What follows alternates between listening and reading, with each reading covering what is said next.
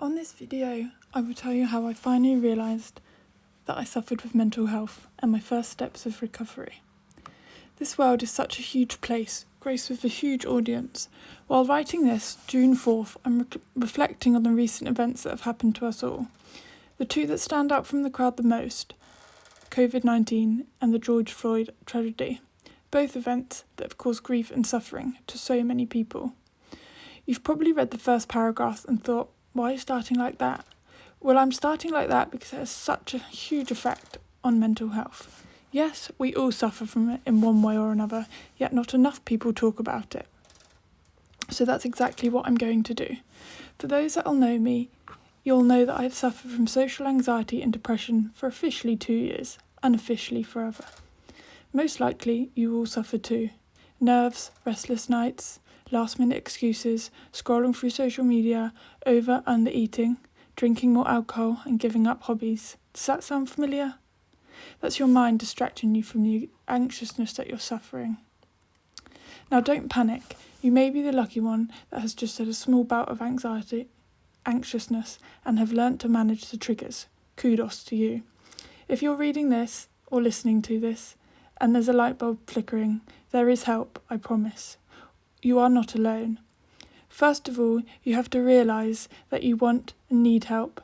Now, it could be that you're realising the struggles because of the recent pandemic and the racism rows, or you've realised you've been pushing things to the back of your head and hoping they'll disappear. So what now? First things first, find someone you trust and the rest will follow. If that's me, my inbox is open 24/7. I'm not professional, but I have had the war wounds and the anxiety experience, and I can at least just share my advice, tips and tricks that got me through the dark days.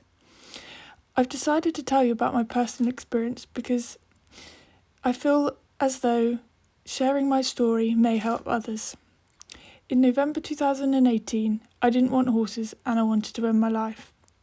For those that don't know me, I was riding before I could walk and I've never not had a pony. Now, June 2020, I've just bought another horse and my work is pretty much full-time pony farming, or freelance groom if you like. I'm getting there, but I'm not normal. But was I ever normal?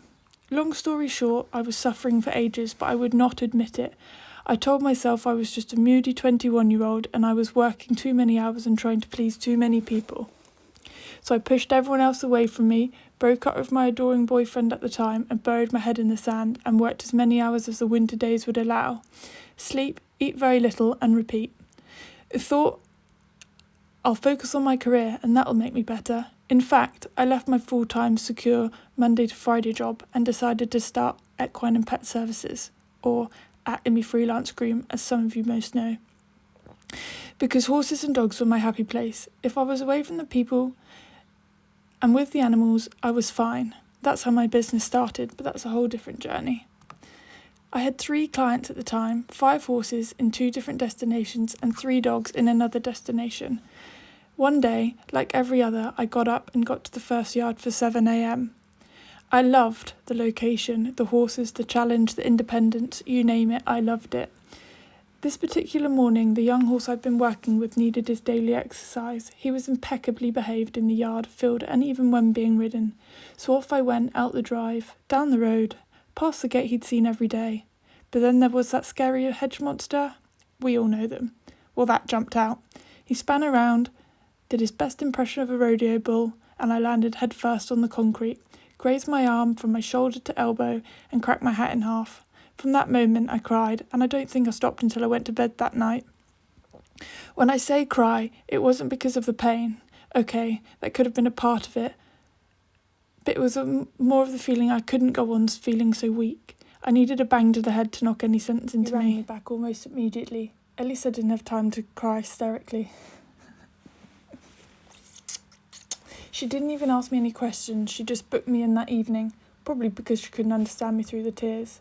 That's where my recovery journey started. Since November in 2018, I've seen therapists, doctors, mental health professionals, listened to podcasts, rekindled lost friendship, and I've taken antidepressants, and many various ones, because it took so long for my body to accept one. By the way, I am still taking them, or happy smarties as my mum refers to them. The moral of the story is you're not alone, and if this is relatable, seek help. Most importantly, check on your happy friends, because I was that happy friend. I laughed at myself, made everyone join in with drinking, parties, social gatherings, and all kinds of events, anything that would distract me from the bad thoughts. Sometimes a smile is a mask, so just make sure there's a reason for the smile, and it's not just a distraction. Don't get me wrong, I still laugh at myself, but the thought of turning up to my 21st birthday party with 120 people absolutely petrifies me. But what I can do now, 2 years on, is speak to more people than just my mum, dad and sister. So I'm getting better. I cry 2 out of 7 instead of 7 out of 7 days a week, and that's progress. This may not make any sense, but for some reason I really feel like I need to share it. And if it helps you, please seek help. Those who follow me on Instagram will know myself and very dear friends spoke about our nerves on our newly released podcast, which is on SoundCloud, so I guess it's just a branch off of that. Anyway, there is so much more I can share with you about my story, but I will leave it here for tonight. Do you want to hear my recovery story in detail? Do let me know. For ages, I thought mental health was a weakness, and the future employees and my friends wouldn't think highly of me. But I guess now I'm strong enough to talk about it, and I've erased that thought from my mind. I would like to say a few thank yous because there are people that gave me a chance and supported me in the first few months of my business, and unknowingly, the first few months of this mental health.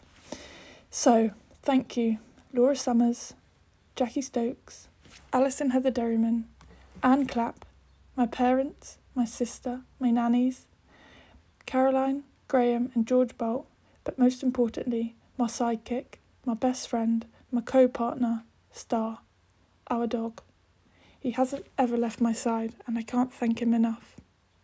And there's just one more that I'd like to thank, and that's Ardo, for coping with my riding, my mood swings, and everything else in between, because he's the one that's made my dreams come true, and without him, I wouldn't be here.